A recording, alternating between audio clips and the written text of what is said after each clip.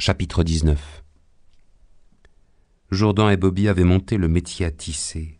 Il était là, dans la cuisine de la Jourdane.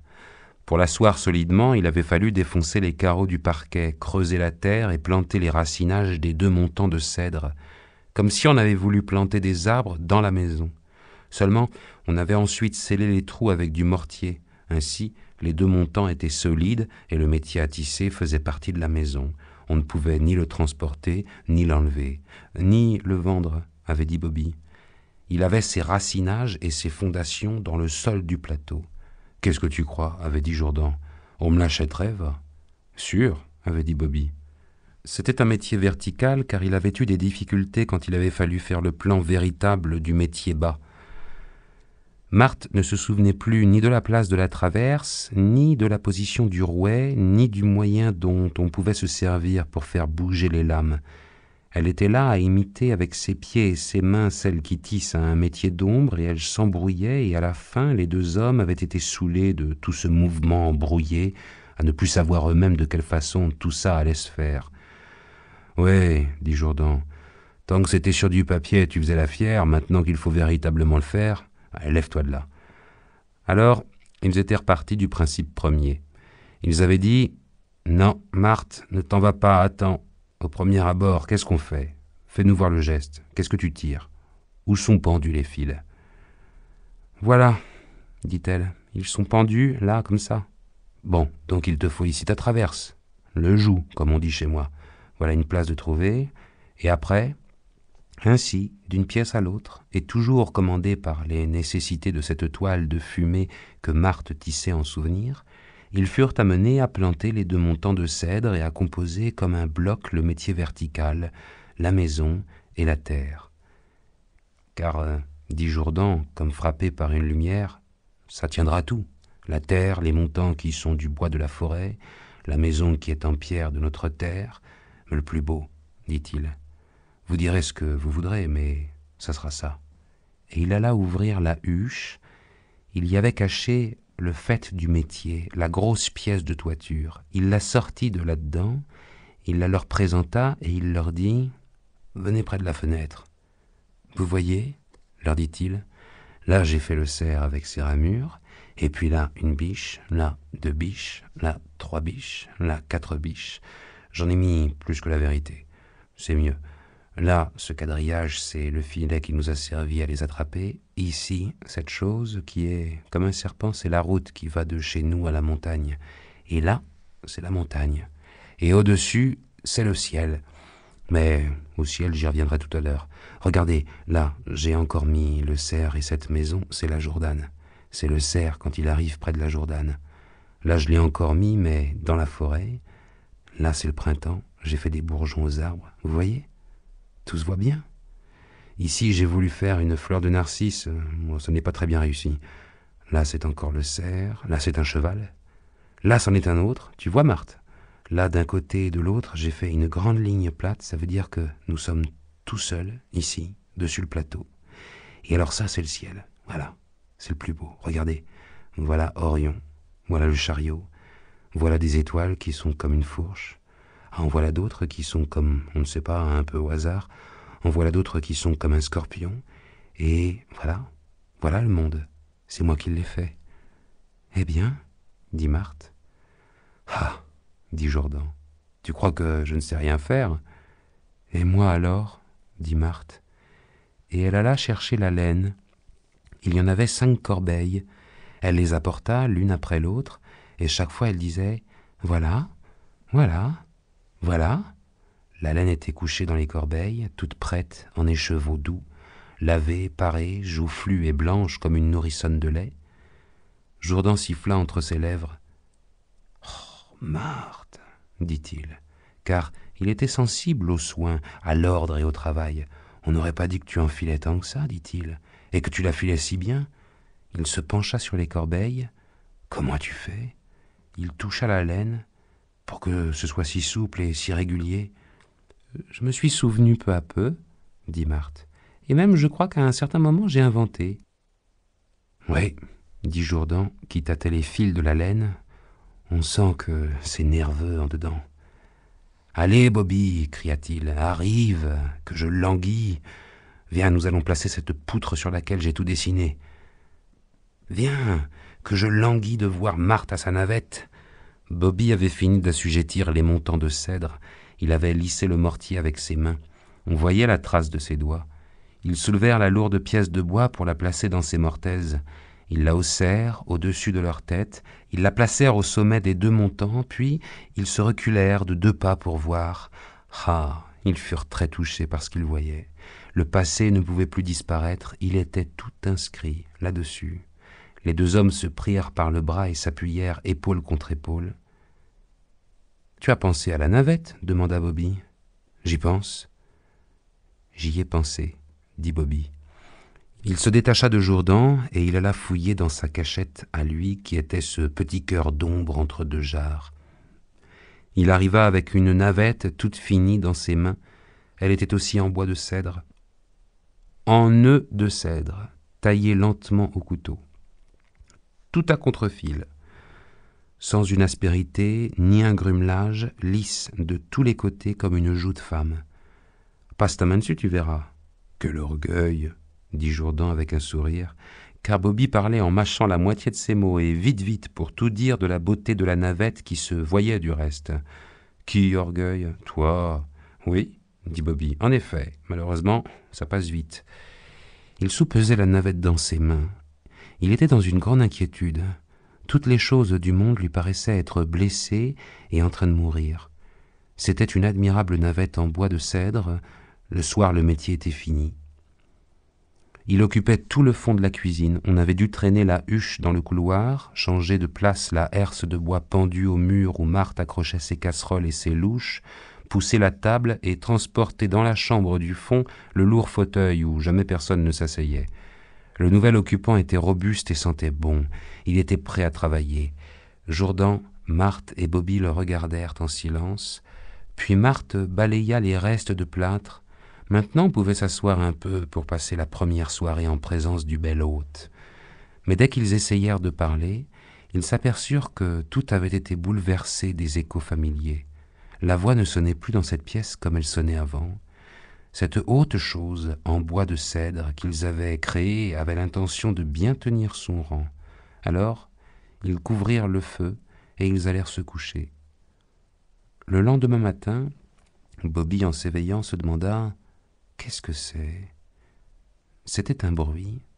Il faisait à peine jour, mais jour. Il sauta de son lit, il ouvrit la porte. À ce moment, la porte de Jourdan s'ouvrit aussi. « Écoute, » dit Jourdan. Le bruit venait d'en bas. « Elle travaille !» cria presque Jourdan. Et ils s'habillèrent comme des fous. Ils arrivèrent tout doucement, ils ralentirent le pas en traversant le couloir. Le bruit était régulier, battu, glissant, battant. Ça faisait marcher posé. Ça disait « Vous allez voir ce que vous allez voir ». Marthe travaillait. Elle était debout en face du grand portail de cèdre. Au-dessus d'elle, le petit jour éclairait le fronton où étaient dessinés le cerf et les traces du passé. Les poignées des baguettes de lys claquetaient, la navette sifflait en quittant la main droite, frappait la main gauche, sifflait en la quittant, frappait la main droite, sifflait, frappait sur un rythme très noble, très lent, mais de force et de peine, et chaque fois les bras de Marthe s'ouvraient comme des ailes, ses mains s'ouvraient, se fermaient, lançaient, saisissaient, lançaient, elle avançait et reculait son corps dans la cadence. Elle était pareille à un gros oiseau qui danse, sur place, en s'éventant le ventre. La barre de peigne tapait sourdement dans la toile de laine naissante. L'ensouple criait de temps en temps en tournant, et tous ces bruits se répétaient l'un après l'autre, chacun à leur place, sans jamais manquer, car ils faisaient chacun un travail bien précis, mais très lentement, car les 2 mains de Marthe faisaient tout. Il y avait un autre bruit. C'étaient les grands jupons de Marthe qui soufflaient comme de l'écume au milieu de tous ces larges mouvements. La toile, quand on la vit, était à grains énormes, mais sans un relâchement. Elle était lourde. Si on en mettait un pan sur ses épaules, on la sentait comme un manteau. Si on la regardait se plier sous les mouvements du bras, on lui voyait des plis simples et beaux, sitôt créés, sitôt effacés, sitôt recréés, comme les mouvements mêmes. des plis qu'on n'avait pas l'habitude de voir dans les étoffes dont on s'était servi jusqu'à présent. Elle était blanche. Un jour de la semaine, on vit arriver Barbe. « Voilà, dit-elle en s'asseyant, laissez-moi souffler.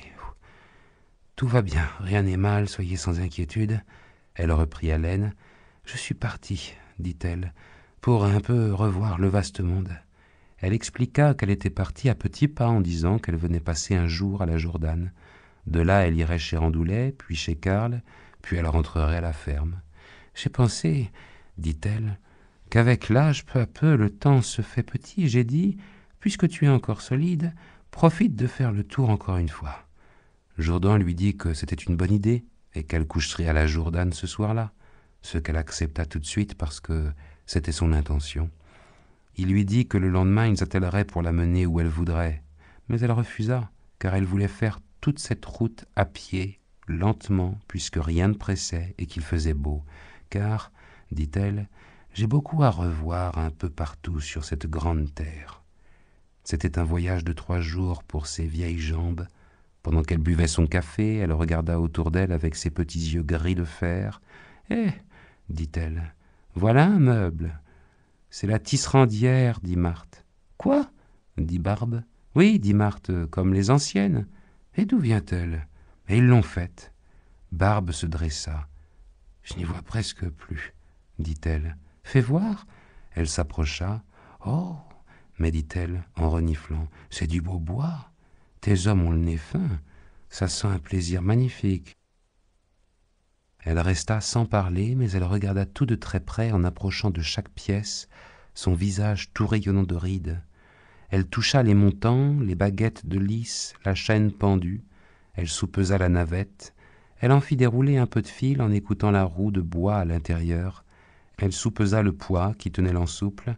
Elle tira sur le fil de trame. Elle choisit un fil de chêne et elle tira sur le fil de chêne. Elle dit « Bon !» Elle écarta Marthe.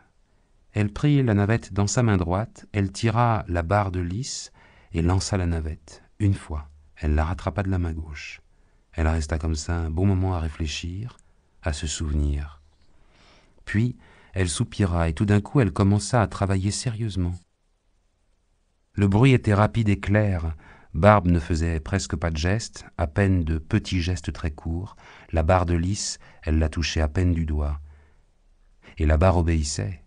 La navette volait d'elle-même sans effort, elle se posait d'un côté dans la paume droite, la main ne se refermait pas, et la navette s'envolait toute seule vers la paume gauche, comme un oiseau qui se pose et repart. Ils s'étaient approchés tous les trois pour la regarder travailler. Ils voyaient l'étoffe se construire sous le peigne et augmenter de moment en moment comme une eau qui s'entasse dans un bassin, et Barbe se mit à chanter. On n'entendait pas toutes les paroles, on entendait « Aime joie, aime joie ». Puis le bruit claquetant des baguettes de la navette de la barre, le tremblement sourd des montants, puis « Aime joie, aime joie ».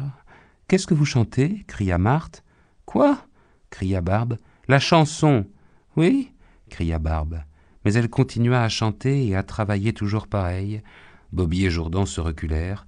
Ils s'étaient enivrés comme des alouettes devant cette vieille femme sèche qui tremblait sans arrêt dans un halo de petits mouvements précis, et par ce mot de joie, joie, joie qui sonnait régulièrement dans le travail comme un bruit naturel. Ils essayèrent de sortir, mais ils rentrèrent. Ils essayèrent de s'occuper à emmancher une hache. Ils ne pouvaient plus réussir à avoir la tête paisible. Ils étaient saouls. On aurait pu les prendre tous les deux sous un chapeau. Marthe avait eu moins de force. Elle regardait, elle écoutait. Elle était émue tout doucement par les mêmes gestes que Barbe, comme quand le vent frappe d'un bord sur l'étang de Randoulet et que sur l'autre bord la vague bouge. Enfin, Barbe poussa un cri sauvage et elle s'arrêta. « Ça fait penser à la jeunesse. Vous êtes une femme du diable. J'ai fait ça jusqu'à 24 ans. Nous étions 6, Adolphe, Louise, Marie, Berthe et Angelina. À mon pays, dans la montagne, 3 dans cette maison, sous les châtaigniers, 3 dans ma maison, près du torrent. Quand nous finissions, nous, les 3, on se mettait à crier pour prévenir les autres. Et pas plus tôt, on sortait toutes les 6, et tout de suite, il y avait ceux qui étaient tout le temps chez Antoine qui sortaient avec l'accordéon. Il y en avait un, ma belle, avec de petites moustaches. Si Jacou était resté 1 an de plus de venir, je ne serais pas ici, croyez-moi. Et la chanson? Ah, c'est la chanson qu'on chantait, Aime joie. Je ne me souviens plus que de ça. Hé, dit-elle tout de suite en les regardant tous les trois. Où est mon bâton? Je pars maintenant. Mais vous couchez ici, dit Jourdan. Pas plus, je pars sur l'heure. Pourquoi? La tisserandière, dit-elle. Et même, ajouta-t-elle, je vais peut-être accepter quelque chose, si tu veux toujours me mener avec la charrette jusque chez Karl. Oui, mais vous n'avez même pas vu votre petite chèvre. Je la verrai pendant que tu attelleras. Elle suivit Jourdan à l'étable. Elle vit la chèvre. Elle la caressa, mais elle pensait à autre chose. Elle ne parla pas à la bête. Ce n'était pas nécessaire, bien sûr, car la chèvre était ici soignée comme une dame, et ça se voyait, mais de toute façon, un petit mot n'aurait pas fait de mal. Seulement, quand on a une idée... Toutefois, elle pensa au petit cochon. « Et ton 9e, dit-elle, alors qu'est-ce qu'il fait ?»« La vérité, dit Jourdan, c'est qu'il est 2 fois plus fort que les autres. »« C'est souvent comme ça, dit-elle, pour ceux qui sont en trop à la mamelle. Ça les fait têtus contre le sort. » Toute la journée, Bobby et Marthe restèrent seuls. Ils ne parlèrent guère. À un moment donné, Bobby s'en alla sous le hangar et on l'entendit qui finissait d'emmancher la hache. Marthe s'assura qu'il était bien là-bas, puis elle s'approcha du métier. Elle déroula l'ensouple et elle compara l'étoffe dans ce qu'elle avait tissé et dans ce qu'avait tissé Barbe. À un autre moment, Marthe s'en alla au puits et tira de l'eau. On entendait grincer la chaîne. Bobby s'approcha du métier à tisser et le regarda de haut en bas, l'air sévère. Quand la chaîne s'arrêta de grincer, Bobby sortit doucement par la porte de derrière. Vers le soir, Jourdan arriva, de retour de chez Karl. « Bientôt, dit-il, ils seront tous ici. Elle ne fait que parler de la tisserandière, et quand elle en parle, tout le monde écoute. »« Elle en a parlé chez Karl ? Tout de suite. Vous verrez, ça va faire comme pour le cerf. »« C'est une sorte de cerf, dit Bobby. » Ce soir-là, ils ne mirent pas la table, mais ils coupèrent en 3 parts un fromage de chèvre, et ils sortirent sur le seuil, le fromage dans une main, le pain dans l'autre. La nuit venait paisible, pleine de chaleur, de feuilles et d'étoiles. Marthe dit « La tisserandière est scellée dans le sol de ma propre maison. » Les hommes mangeaient sans parler. « Et la maîtresse du métier, dit Marthe, ça n'est pas moi, c'est Barbe. »« Qu'est-ce que c'est que ce fromage ?» demanda Bobby. « La chèvre a plus de lait de ce qu'il faut. J'ai utilisé le surplus. »« La chèvre de Jacou ?» dit Bobby. Ils restèrent encore un long moment en silence. « Je me suis demandé une chose, dit Bobby. Comment ça s'est passé pour la laine chez Randoulet ? Il m'a dit, mais oui, il a tendu 4 ou 5 moutons. Il m'a dit, vous en avez assez ? Et après ? Après, il m'a laissé là et il s'est mis à courir du côté de l'étang sous un grand vol de canards sauvages. »« Il a des terres à blé ? demanda Bobby. »« Non, dit Jourdan. Et son pain ? En ramenant ses moutons, il avait acheté de la farine en bas, aux plaines. »« Tu as acheté la laine ? » ?»« Non, dit Marthe. Je te dis qu'il ne s'en est pas soucié. »« Et quand il n'aura plus de farine ? » ?»« Je lui en donnerai, dit Jourdan. La nuit maintenant s'était couchée sur tous les horizons. Au ciel s'allumaient les constellations familières. « Tous pour tous, dit Bobby.